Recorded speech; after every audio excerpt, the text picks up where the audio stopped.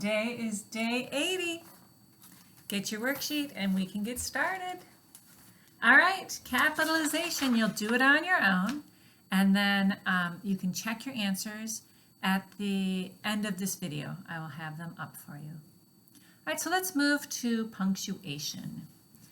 There's a lot to read here, so we'll just work through it. Remember, underline letters, words, or numerals that are out of context. An underlined item will be italicized if you're typing it. So they have an example across your T. You'd underline the T if you were writing it with your hands. If you were typing it, you would italicize the T. Place an apostrophe plus S to form the plural of any word, letter, or numeral out of context. And then they have your example listed. Bobby often dots her I's with hearts. Aw, that's so sweet. If an abbreviation contains periods, use an apostrophe plus S to form the plural. And the example they have here is PhDs. You'll see the period after D, then the apostrophe S. Then there's a little note there. Whatever. Okay. Some teach that only lowercase letters with periods require apostrophe plus S.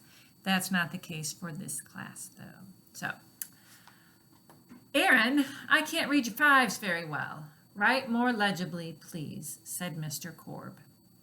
All right, so we know somewhere in here is going to be a direct quotation because we have the said Mr. Korb. Take a look and see if you can figure out where it begins. The direct quotation begins with Aaron, so it'll be quotation marks Aaron, comma, I can't, an apostrophe between the N and the T.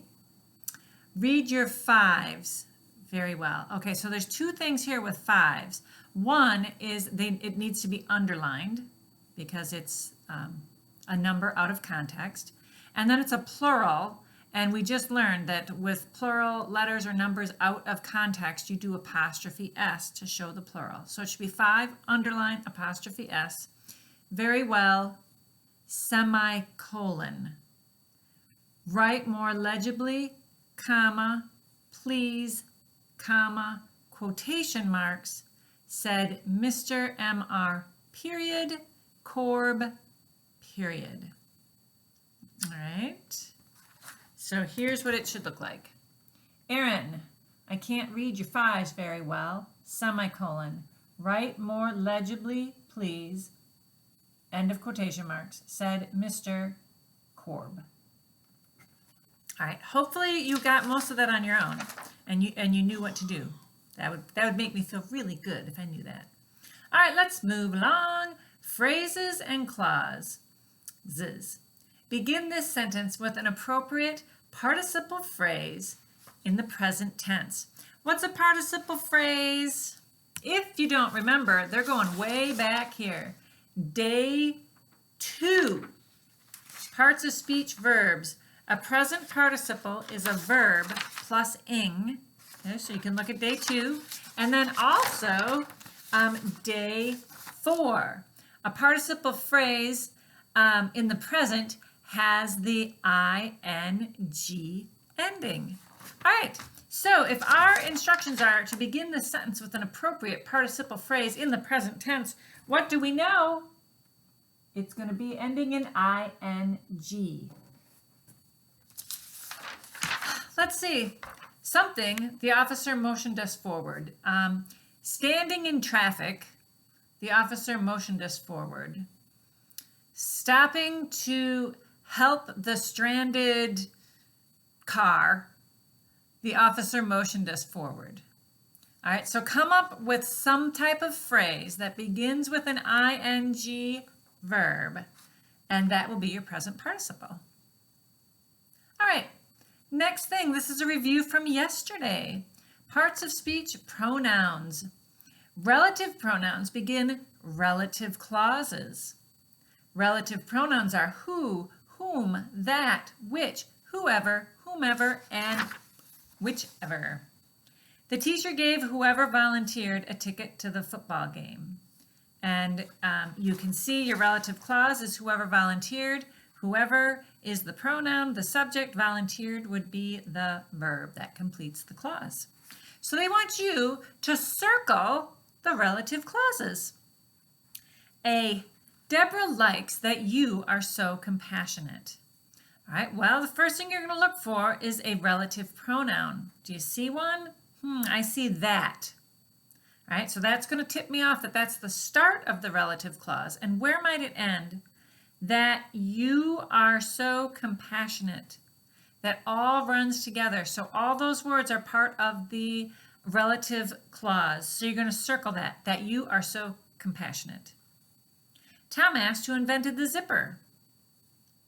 All right, where's a relative pronoun in that sentence? Who. All right, so we know that's the start of the clause. Who invented the zipper would be the complete clause. So you would circle who invented the zipper. That you are upset is obvious. Where is the relative pronoun? That. That you are upset would be the relative clause. That you are upset. Decide which prize appeals to you. Where's the relative pronoun? Which. Then what would be the relative clause? Which prize appeals to you? Last one. Do you know whom he chose? What's the relative pronoun? The relative pronoun is whom. What is the relative clause? Whom he chose. So, here we go. Check and make sure that your answers match mine.